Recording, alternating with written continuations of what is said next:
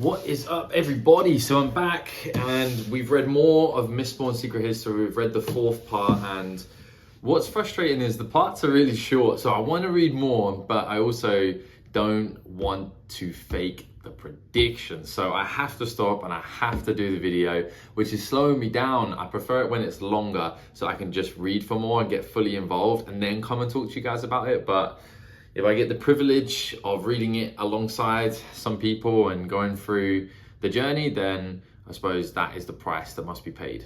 So again, it's been very short, but there are some tasty implications in this section. The first thing that we find out is that it's confirmed if Ruin hadn't escalated the plans and Kelsier hadn't succeeded and then Vin succeeded after that, then the Lord Ruler would have successfully contained Ruin for another 1,000 years.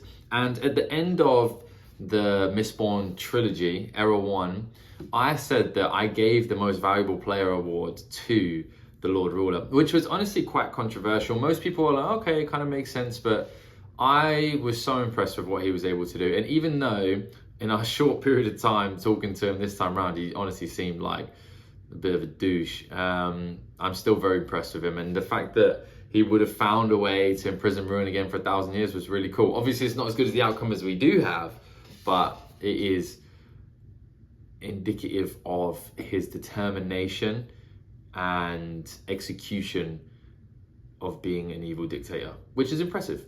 One thing I'd love to find out a bit more about is how detailed Ruin's plan was/is, because it must make the calculating ability of a chess grandmaster seem insignificant, able to push and pull and move things around. But I'm sure that Ruin has a good, solid grasp on the future and what's going to happen, because his metal is atium, if I've understood it correctly, which allows you to see in the future. So I know he didn't have any atium because his body was hidden from him, but surely he can still see what's going to happen and how to push people in that direction. So very, very interesting. I'd love to know to what depth he went to.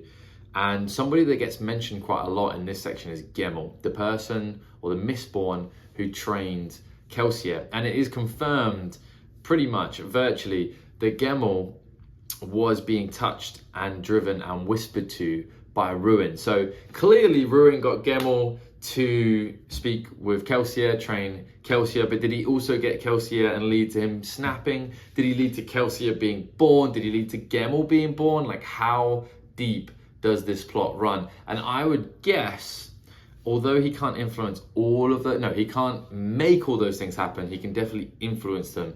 So I think it's probably safe to assume that almost everything that led to the finale of the Lord Ruler being destroyed, and then obviously giving Vin the opportunity to release Ruin, was probably nudged there by Ruin. And that just goes to show how foolproof the Lord Ruler's system was. And although, yes, again, it was a dictatorship, he wasn't very nice. He stopped society moving forwards with science and religion and forward thinking and enslaved the whole race. All of those not very good. But when it comes down to stopping an eternal and huge inevitable force, he did a really good job. You can't argue that. So we do meet Ruin again, and I feel like this is the most relaxed we meet Ruin, other than when Ruin, like the personification of Ruin, that is him and his vessel, or looking like his vessel anyway, other than when Vin gets trapped in the cave, in one of the caverns, Lord Ruler's caverns, with Ruin. And the cool thing is when Kelsier doesn't have a crowd, and I say this every time, when Kelsier doesn't have a crowd, he is such an intelligent and enjoyable character. He's still intelligent when he has a crowd as well, but the way he deals with people or gods or any kind of conversation is, he's so certain of what he wants, and he is never awed by who he's dealing with or the information that's presented. He always manages to see very, very clearly what people or God's intentions are, where the message is trying to be redirected to, and where the truth may lie. And he does exactly the same thing with Ruin. And that got me thinking. It got me thinking that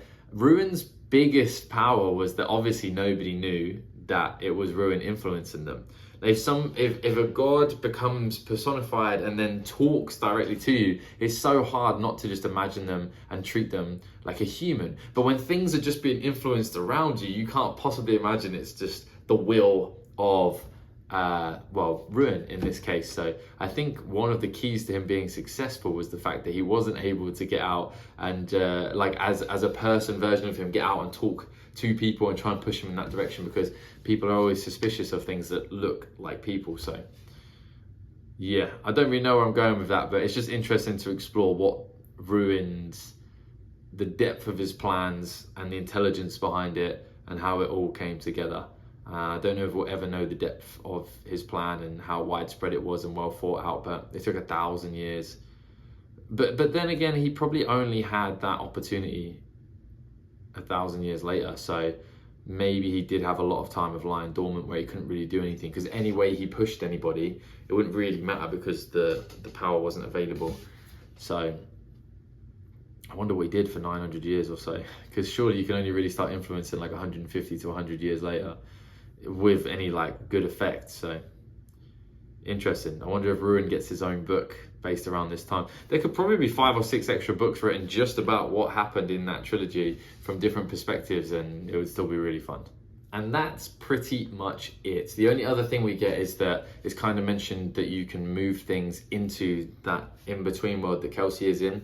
Kind of takes the soul of a fire, moves some literal things around as well. I wasn't 100% certain on the rules. It seemed like if it hadn't been used for a long time or touched by anybody in the waking world, then you could kind of take it in this dream in-between world and move it around, but not very clear on the rules. But video is done. You are caught up. Some, not so much guesses have been made, but some ramblings about what has happened and some musings have occurred, and I can go back to reading the book. So I will see you next week, Sunday, 10 a.m. Thank you for coming on the journey with me. Please like and subscribe.